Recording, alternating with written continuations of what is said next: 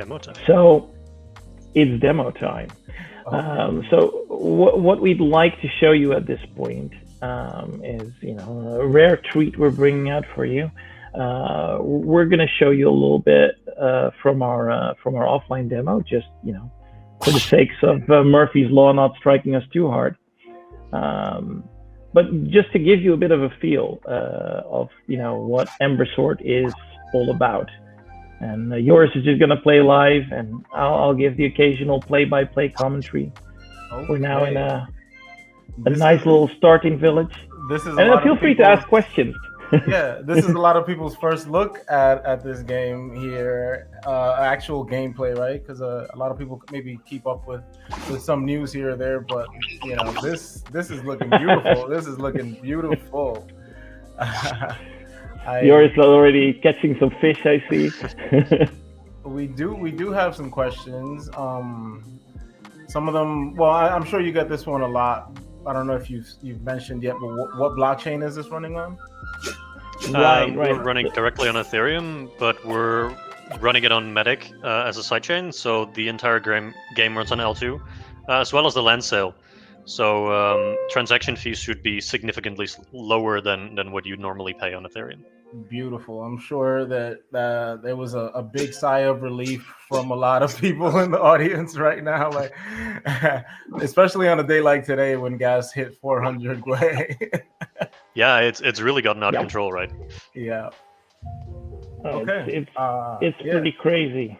But yeah, obviously with a game like this that we want to have operating at the scale it will operate at, and with the level and amount of players it will operate at, it's super important for us to have a solution that's at least decently cost effective and can handle large volumes, as you can imagine.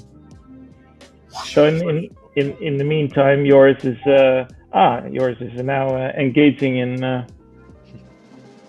in some little mining, gathering some ore, and you can immediately see some of the twitchy mechanics in motion, right? He's actually deploying special abilities, rolling around, dodging attacks. Awesome. These abilities on the bottom there, they're like... Yeah, they're the ones he's triggering, so... There you go. That jump, for example, with a smash down of the sword, that's one of these abilities. There you go. You got some some charge-like abilities, and that spin that you saw there, that's an AOE attack. Just to give you a bit of an idea, essentially the game is entirely skill-based, and that doesn't necessarily mean just purely player skill, but also from the notion that oftentimes in MMOs you have classes and you have particular builds and all that stuff, right? Whereas with Ember Sword, the way it works is you don't get locked into a class, but rather everything is a skill. And if you want to get better at a particular skill, well, you just go practice it. So you want to become a great swordsman, you grab a sword, go out there, go fight, right? You want to become great at woodworking, grab an axe, go cut some wood, go deal with that, right?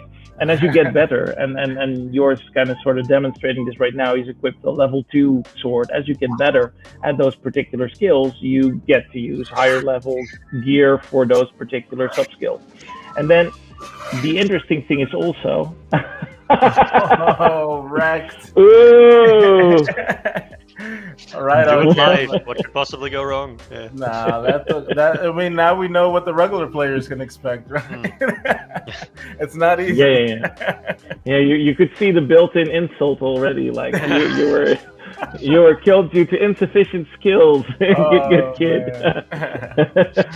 No, it's of course an in-team joke, but yeah, it's a great way to make the game super accessible and easy to get into, because there is a lot of skills for you to learn, which means on the one hand there's tons of things to explore. On the other hand, what weapon you have equipped, you might note, changes your abilities, and those abilities get unlocked based on your particular skill level with that weapon. So it doesn't take too long for you to get to the point where you can fully function in one particular role, let's say, using a sword or a bow or something else, right?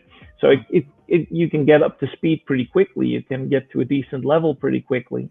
and doing so, be able to play along with your friends even at a high level, without having explored the full breadth and scope of the skills that are available in the game. You can already be super useful, and just be having fun soon.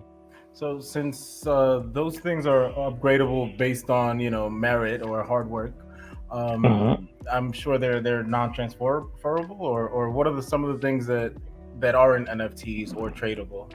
Yeah. So like the interesting thing is that's what we try to keep really as a sort of a separation of the universes. Um, Things like the look and feel of your weapon, the cosmetics, but also pets, other things, etc. Right? Those are all like NFT, but they don't make you win more, right? They just make you look way more awesome. They imbue a certain authority and this notion of you being the one that has this unique particular cosmetic, right? And they also carry the history of the weapon rather than, let's say, the in-game level 5 standard sword, right? So getting a level 5 sword in the game, yes, it takes some work, you need some special minerals, etc.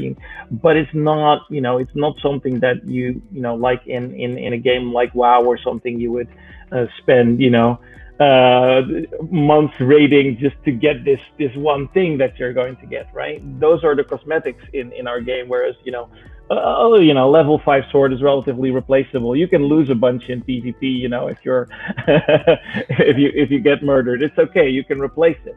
But you hang on to the NFTs, to the cosmetics that really define the look and feel of the world.